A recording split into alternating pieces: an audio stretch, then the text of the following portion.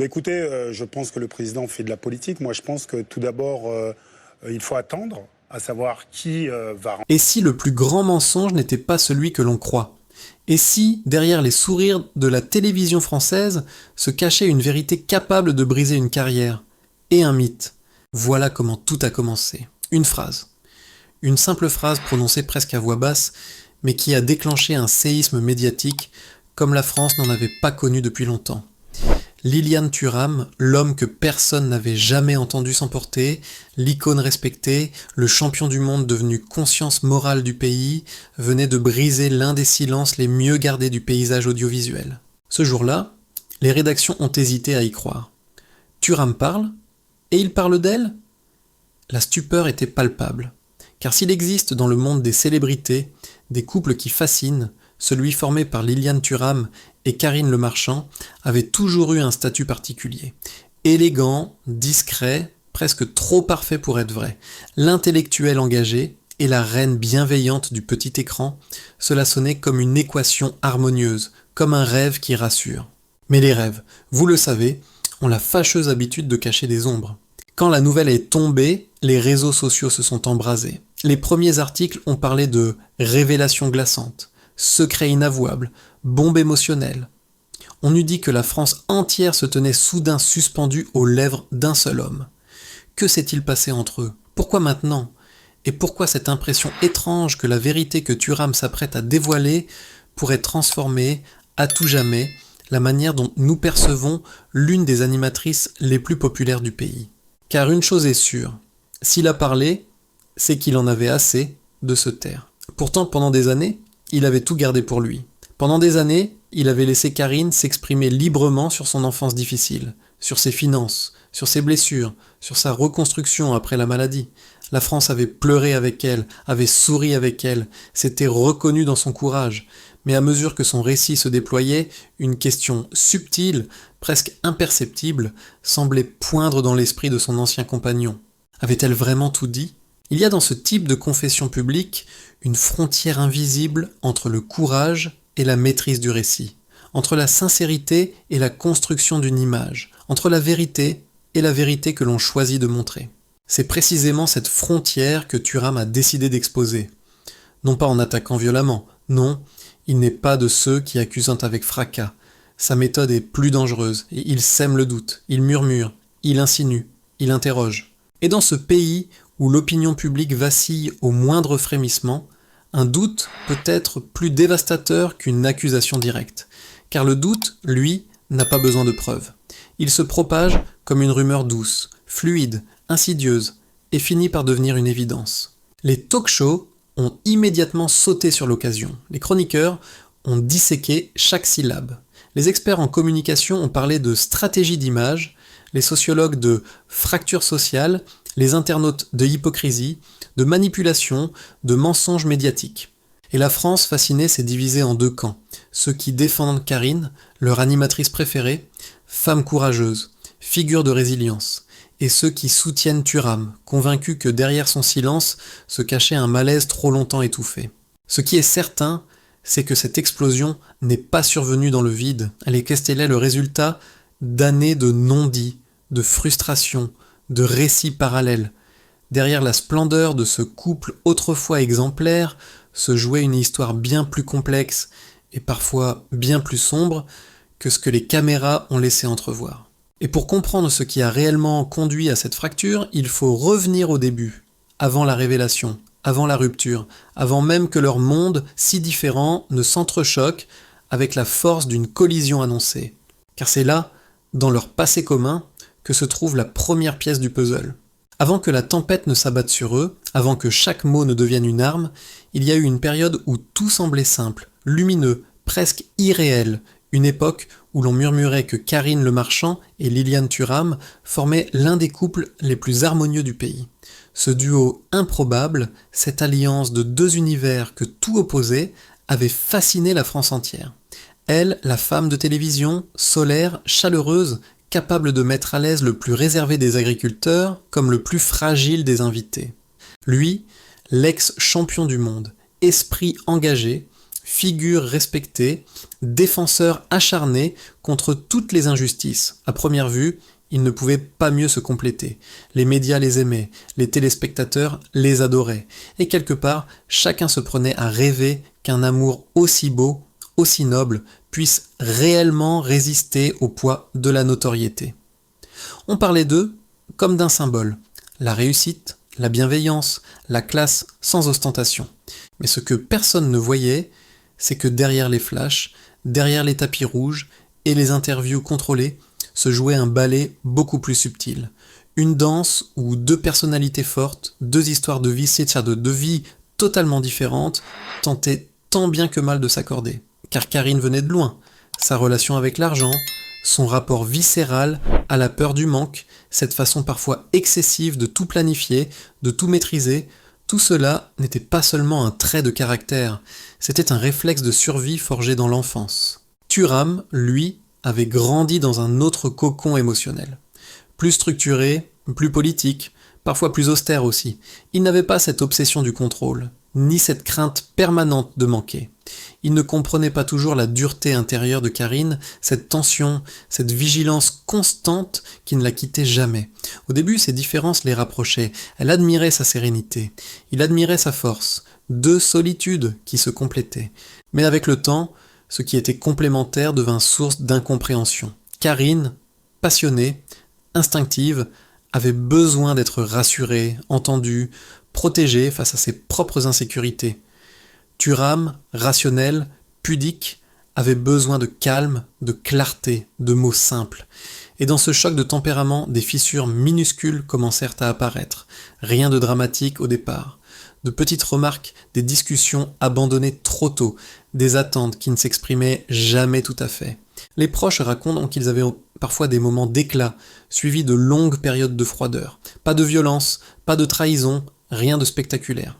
Juste deux êtres qui, malgré leur amour, n'avaient pas été formés par la même vie et qui commençaient à dériver l'un de l'autre. Mais cela, le public ne le savait pas. Car Karine et Thuram avaient choisi la discrétion. Un choix qui, paradoxalement, allait leur coûter cher. Plus leur relation se tendait, plus le fossé se creusait, plus ils se repliaient vers leurs images publiques respectives.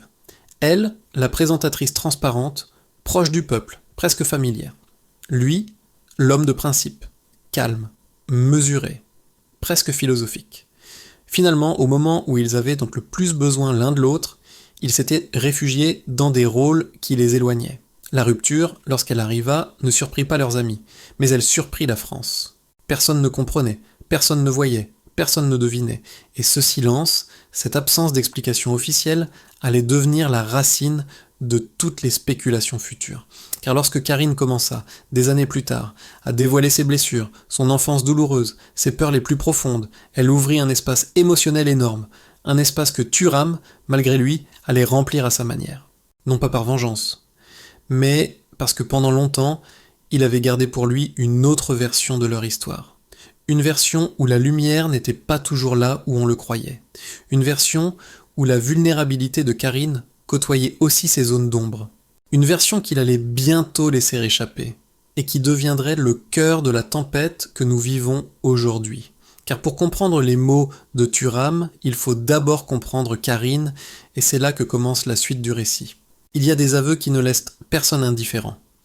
Et lorsque Karine Le Marchand a décidé d'ouvrir son cœur au public, elle ne s'est pas contentée d'effleurer la surface. Non, elle a choisi la vérité brute, celle qui dérange, celle qui bouscule, celle qui ramène chacun à ses propres fragilités.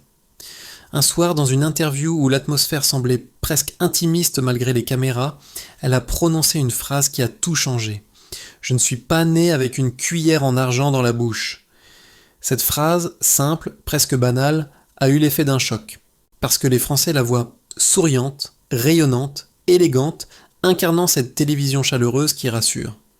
Peu imaginent que derrière l'assurance, derrière la lumière, se cache une femme marquée par une enfance où la pauvreté n'était pas un concept abstrait mais une réalité quotidienne. Elle racontait sans phare les fins de mois difficiles, les repas improvisés, cette semoule au lait que sa mère préparait pour tenir, comme elle disait. Elle évoquait la peur du manque, cette angoisse viscérale qui vous colle à la peau et façonne vos gestes, vos décisions, votre rapport à l'argent et au monde. Et soudain, cette femme que l'on croyait forte parce qu'elle semblait parfaite, devenait forte pour une autre raison, parce qu'elle avait survécu, parce qu'elle avait dû apprendre à se construire seule, à être disciplinée, à épargner dès son premier salaire, à bâtir une sécurité que personne ne lui avait jamais offerte. Son récit touchait profondément. Il touchait les mères, il touchait les femmes qui avaient connu les mêmes privations, il touchait les générations qui savent ce que veut dire compter chaque centime. Et puis surtout, il touchait celles et ceux qui reconnaissaient dans ces mots une vérité plus large. La réussite n'efface jamais complètement les cicatrices du passé. Mais cette confession n'était pas seulement un témoignage émouvant, c'était un tournant. Car en parlant d'argent, sujet tabou entre tous dans la culture française, Karine prenait un risque immense. Elle exposait une partie d'elle-même que beaucoup préfèrent cacher. Elle dévoilait non seulement son passé, mais aussi sa philosophie de vie. Je mets de côté un tiers de mes revenus depuis mes 20 ans. Une discipline presque militaire, disait-elle. Un réflexe né de la peur de retomber dans le vide. Pour certains, voilà, c'était admirable. Pour d'autres, c'était déconnecté. Et comme souvent, la vérité se situait quelque part entre les deux. Car en France, parler d'argent, c'est toujours parler de justice, d'inégalité, de méritocratie, de morale. Et Karine, en brisant ce tabou, soulevait un débat national sans le vouloir. Il y avait ceux qui la félicitaient pour sa transparence, et ceux qui l'accusaient d'adopter un ton moralisateur envers des personnes qui n'ont pas les mêmes moyens qu'elle. Mais ce que les gens ignoraient à ce moment-là, c'est que ces confidences publiques allaient devenir un élément central du récit que Thuram, silencieux jusque-là, portait en lui. Parce que pour lui, cette transparence apparente ne racontait pas toute l'histoire. Parce qu'il avait vécu les coulisses, les doutes, les peurs, les rigidités qui ne transparaissaient pas à l'écran. Pour Karine, se dévoiler, c'était peut-être une façon d'exister plus pleinement, de reprendre le contrôle de sa narration. Pour Thuram, c'était une relecture sélective, une version incomplète d'une réalité plus complexe. Et c'est précisément à ce moment-là, lorsque Karine s'est ouverte au public comme jamais, que les premières fissures de leur passé commun ont commencé à apparaître aux yeux de ceux qui savaient regarder. Car ce que Karine allait révéler ensuite, sa maladie, son opération, la redéfinition profonde de son identité de femme, allait émouvoir la France entière, mais aussi réveiller des tensions anciennes que leur rupture n'avait jamais vraiment dissipées. Et c'est là que le récit prend une tournure plus intime encore, une tournure que personne ne pouvait prévoir. Il y a des annonces médicales qui vous coupent le souffle, qui suspendent le temps, qui vous arrachent d'un coup à votre vie d'avant. Pour Karine Le Marchand, tout a basculé un matin de 2024, dans un cabinet blanc et silencieux, où le médecin, le regard grave, a prononcé des mots qu'elle n'avait jamais imaginé entendre. Il y a une tumeur, il faut opérer. Ces phrases, simples mais irréversibles, ont glissé dans son esprit comme un couperet.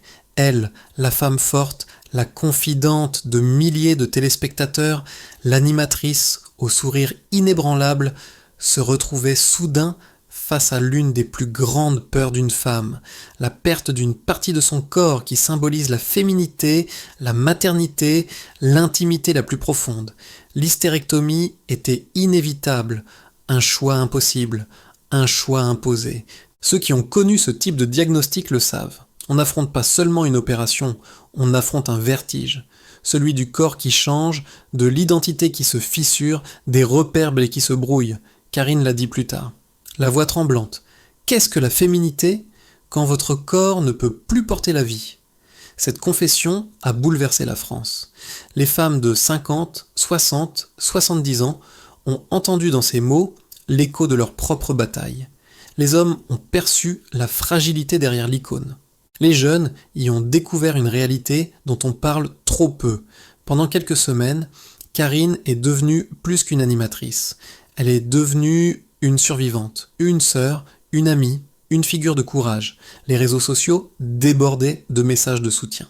Des associations de patientes l'ont remerciée, des anonymes lui ont confié leurs propres histoires. Il y a eu une vague d'empathie, une tendresse collective rare. Mais derrière la lumière, il y avait l'ombre. Ce que le public ne voyait pas, c'était la solitude après l'opération. Les nuits blanches, les miroirs qu'on évite, les questions qu'on n'ose pas poser. Ce que Thuram voyait, lui, c'était autre chose encore.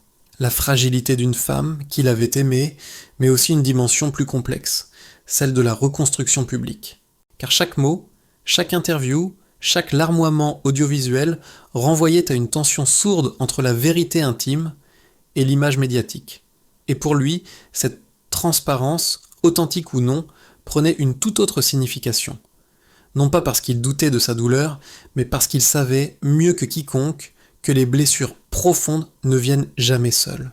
Qu'elles réveillent d'autres cicatrices, d'autres peurs, d'autres zones d'ombre, et il savait que, tôt ou tard, tout cela éclaterait. La maladie avait marqué Carine, mais elle avait aussi ouvert une brèche dans son récit public. Une brèche que la France n'avait pas encore comprise, une brèche que Thuram, lui, observait en silence. Ce qu'il s'apprêtait à dire, cette vérité qu'il avait longtemps retenue, allait faire voler en éclats l'image parfaite que le pays s'était construite autour d'elle.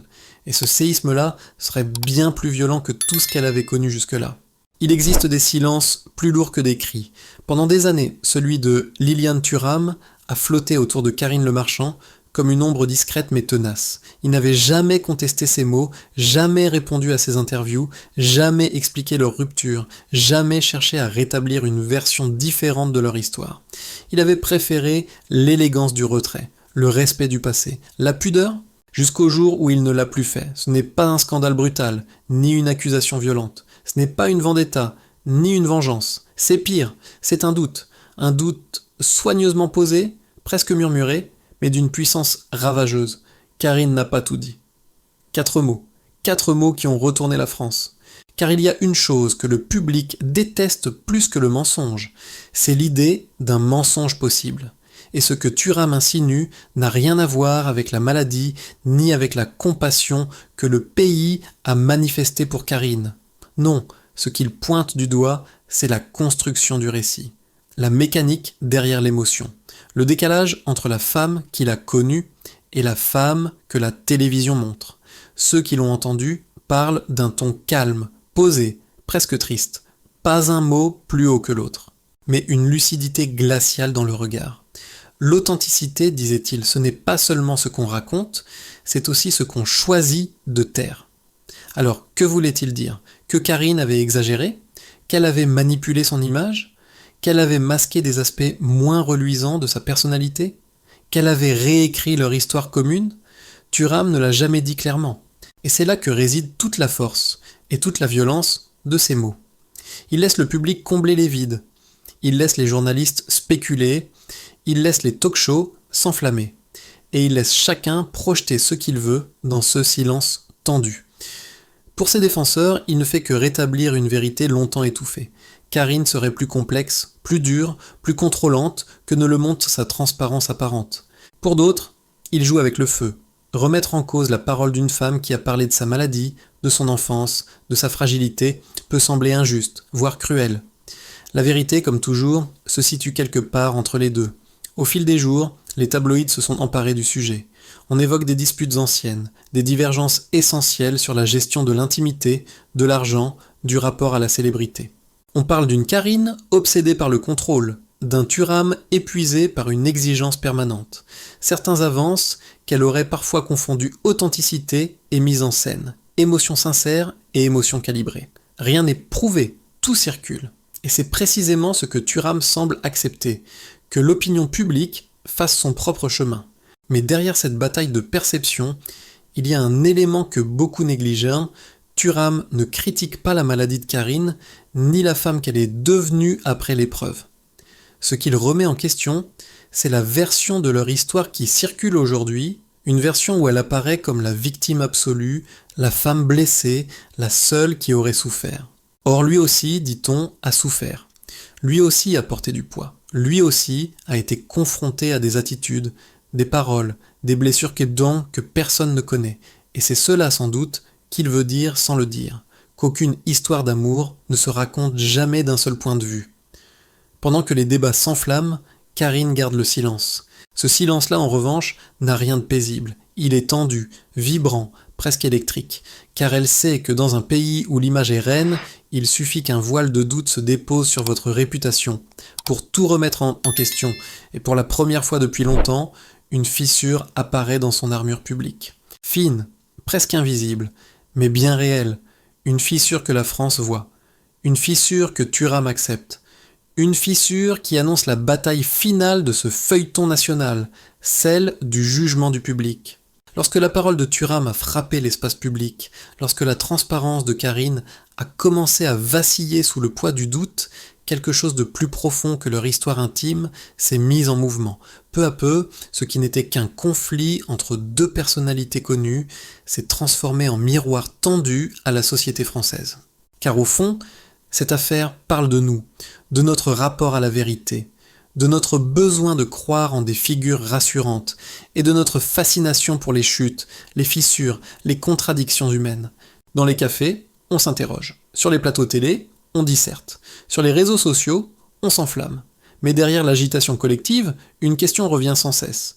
Qui dit vrai ? La France aime Carine pour sa chaleur, sa sincérité apparente, sa façon de toucher les âmes. La France respecte Thuram pour son intégrité, sa retenue, son combat pour la justice. Alors comment choisir entre deux personnes qui, chacune à leur manière, incarnent une forme de vérité ? Certains estiment que Carine a trop ouvert son cœur, trop exposé ses cicatrices, jusqu'à brouiller les frontières entre l'intime et le public.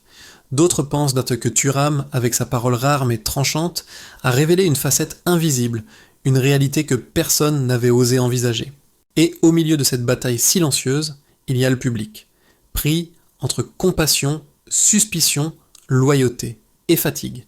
Fatigue d'un monde où tout se raconte, tout se montre, tout s'analyse. Fatigue d'une époque où une émotion peut être vraie, et pourtant ressembler à une mise en scène. Mais peut-être que la question n'est pas de savoir qui ment, peut-être qu'elle est ailleurs, peut-être que la véritable leçon de cette affaire, c'est que la vérité n'est jamais un bloc unique. Elle est multiple, fracturée, influencée par le regard, le vécu, les blessures et les peurs de chacun. Carine a sa vérité, forgée par son enfance, sa maladie, sa peur du manque. Thuram a la sienne, bâtie sur la pudeur, la retenue et le refus d'être effacé du récit. Et nous, le public, avons la nôtre, façonnée par nos attentes, nos projections, nos croyances. Alors, au moment de refermer ce chapitre, une dernière question s'impose. Dans un monde où chacun peut raconter son histoire, comment distinguer la vérité de la version qui nous rassure le plus ? C'est à vous, désormais, de réfléchir, de décider, et peut-être de partager ce que vous ressentez. Si cette vidéo vous a touché, si elle vous a fait réfléchir sur la manière dont les récits publics façonnent donc nos perceptions, alors n'hésitez pas à liker, à vous abonner et à partager votre avis dans les commentaires. Votre regard compte. C'est ensemble que nous pouvons comprendre, analyser et faire vivre ces histoires qui traversent notre société. Merci pour votre écoute, votre bienveillance et votre fidélité.